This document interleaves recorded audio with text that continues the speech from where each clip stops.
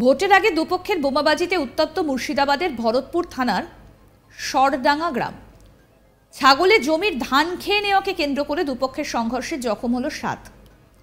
জখমদের উদ্ধার করে কান্দি মহকুমা হাসপাতালে ভর্তি করা হয়েছে। গ্রামে পুলিশ পৌঁছে তদন্ত শুরু করেছে এবং এই ঘটনায় এলাকায় ব্যাপক চাঞ্চল্য ছড়িয়েছে। শনিবার 27 এপ্রিল সকাল পর্যন্ত এখনো কেউ গ্রেফতার হয়নি। ছাগলে ধান খেয়ে নেওয়াকে কেন্দ্র করে ঘটনার সূত্রপাত হলেও এর পেছনে রাজনৈতিক বিষয় জড়িয়ে রয়েছে বলে অভিযোগ। গত পঞ্চায়েত ভোটে দুপক্ষ প্রতিদ্বন্দ্বিতা করেছিল এই গ্রামে। সেখানে তৃণমূল কংগ্রেস প্রার্থীকে হারিয়ে জয়ী হয়েছিল নির্দল প্রার্থী, যদিও নির্দল প্রার্থী পরবর্তীকালে তৃণমূল কংগ্রেসে যোগ দিয়েছিলেন। কিন্তু দুপক্ষের মধ্যে বিবাদ লেগেই ছিল। এদিনের সংঘর্ষে সেই ক্ষোভের বহিঃপ্রকাশ ঘটে। ঘটনায় 7 জন জখম হয়েছেন। খবর পেয়ে ভরতপুর থানার বিশাল পুলিশ বাহিনী ঘটনাস্থলে পৌঁছয়। বোমাবাজির ঘটনায় যুক্ত থাকার অভিযোগে 3 জনকে আটক করা হয়েছে। ঘটনায় এলাকা জুড়ে ব্যাপক আতঙ্ক রয়েছে। পুলিশ টহলদারি চলছে। 3টি তাজা সুতলি বোমা উদ্ধার করা হয়েছে। লোকসভা ভোটের আগে তৃণমূলের 2 গোষ্ঠীর মধ্যে বোমাবাজির ঘটনায় রাজনৈতিক মহলে শোরগোল পড়েছে। পাশাপাশি পুলিশ প্রশাসনের উচ্চ আধিকারিকদের কপালে চিন্তারও ভাঁজ পড়েছে।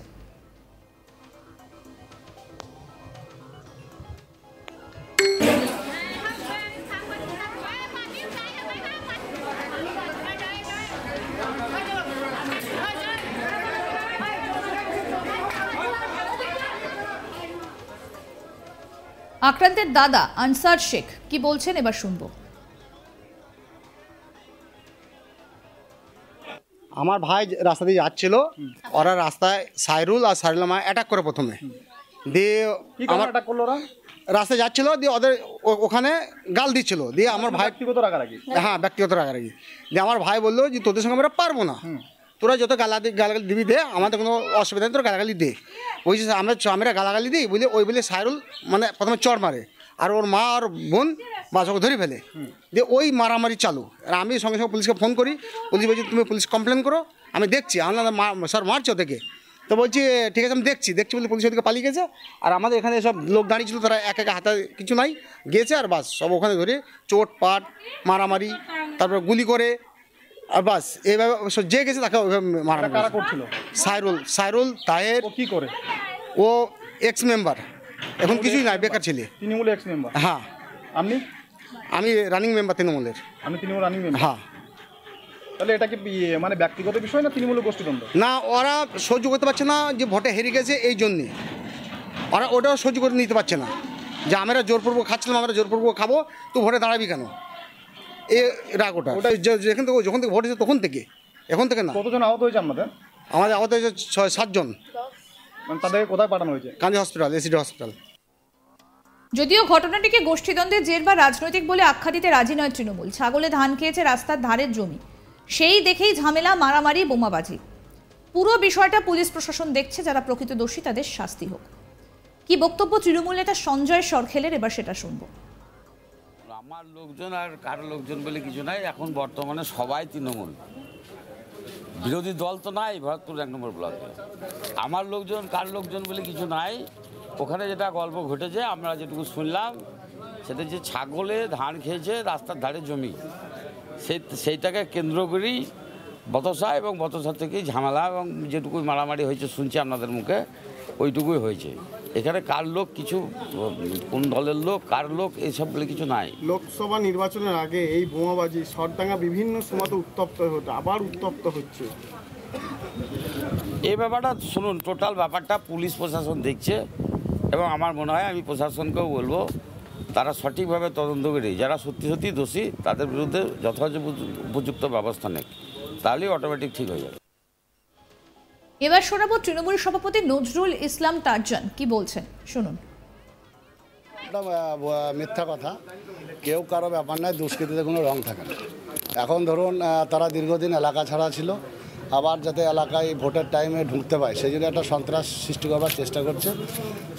মানে ইতিমধ্যেই ওখানকার আমাদের ভরতপুর থানার ওসি তিনি ওখানে উপস্থিত হয়েছেন, তেনার সাথে আমার কথা হলো।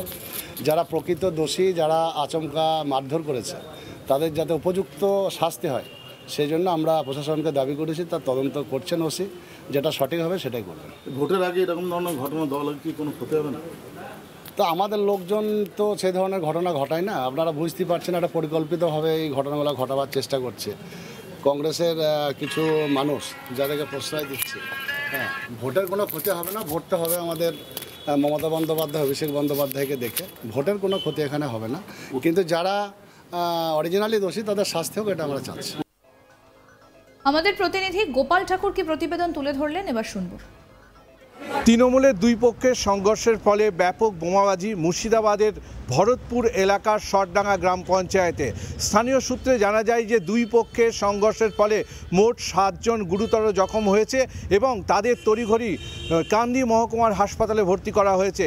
ইতিমধ্যে স্থানীয় সূত্র থেকে যেটি পাওয়া যাচ্ছে যে ছাগলের গম খাওয়াকে কেন্দ্র করে দুই পক্ষের মধ্যে সংঘর্ষ, এবং পাশাপাশি সূত্র মারফত যেটা জানা যাচ্ছে যে ছাগলের গম খাওয়া নয়, ওই এলাকায় দীর্ঘদিন ধরে দুই পক্ষের মধ্যে গোষ্ঠী কোন্দল রয়েছে। গত পঞ্চায়েত নির্বাচনে মাফোজা, যিনি নির্দলে দাঁড়িয়ে রয়েছেন, বর্তমানে তিনি সেই শরডাঙ্গা গ্রাম পঞ্চায়েতের পঞ্চায়েত সদস্য রয়েছেন। পাশাপাশি অন্য এক দল, যা শাহিরুলের দল, যা ওই এলাকায় পঞ্চায়েত সদস্য ছিলেন পূর্বে, এবং গত পঞ্চায়েত নির্বাচনে তিনি পঞ্চায়েতের তৃণমূল কংগ্রেসের প্রার্থী হিসেবে ভোটে করেছিলেন এবং নির্বাচনে তিনি হেরে গেছেন। এই নির্বাচনে হারার পর থেকেই দুই পক্ষের মধ্যে একটি চাপানুতর ছিল এবং দীর্ঘদিনের গোষ্ঠী কোন্দল ছিল। আজ যেটা শোনা যাচ্ছে যে ওইখানটায় ছাগলের ধান খাওয়াকে কেন্দ্র করে দুই পক্ষের মধ্যে ব্যাপক বোমাবাজি সংগঠিত হয়। কিন্তু স্থানীয় সূত্র থেকে আরেকটি তথ্য উঠে আসছে যে ওই এলাকায় শরডাঙ্গা এলাকা গ্রাম পঞ্চায়েতের সেই গ্রামের সংলগ্ন এলাকায় একটি পুকুর খননকে কেন্দ্র করে এই পুকুর খননের হাতের কাজের বরাত কার ক্ষমতায় থাকবে, শাসক দলের এই নিয়ে দুই পক্ষ এবং দুটি গোষ্ঠীর মধ্যে ব্যাপক সংঘর্ষ হয়। এবং এই শাহিরুল আজকে মাফেজা, যিনি ওই এলাকার পঞ্চায়েত সদস্য রয়েছেন, তার দলবলের ওপর আক্রমণ আনেন এবং বাস, লাঠি, সোঁটা, অন্যান্য ইত্যাদি জিনিস দিয়ে তাদের ওপর আক্রমণ চালান এবং দুই পক্ষের মোট গুরুতর জখম হয়েছেন। বেশি সংখ্যক মাফেজা পঞ্চায়েত যিনি সদস্য, তার পক্ষের লোকজন আহত হয়েছেন এবং তারাই কান্দি মহকুমার হাসপাতালে ভর্তি হয়েছে।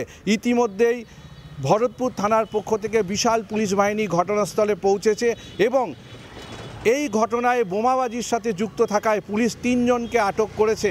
পাশাপাশি এই মুহূর্তে পুলিশ পিকেটিংও চলছে এলাকা জুড়ে। পুলিশ জানিয়েছে পুরো বিষয়টিতে তদন্ত করা হচ্ছে। অন্যদিকে একে অপরের উপরে অভিযোগ এনে রীতিমতো যে ব্লক সভাপতি রয়েছেন ওই এলাকার, তিনিও বলেছেন এটা অন্য দলের লোকেদের পক্ষ থেকে। আরও আপডেট পেতে দেখতে থাকুন আজ তাক বাংলার ইউটিউব চ্যানেল, সাবস্ক্রাইব করুন।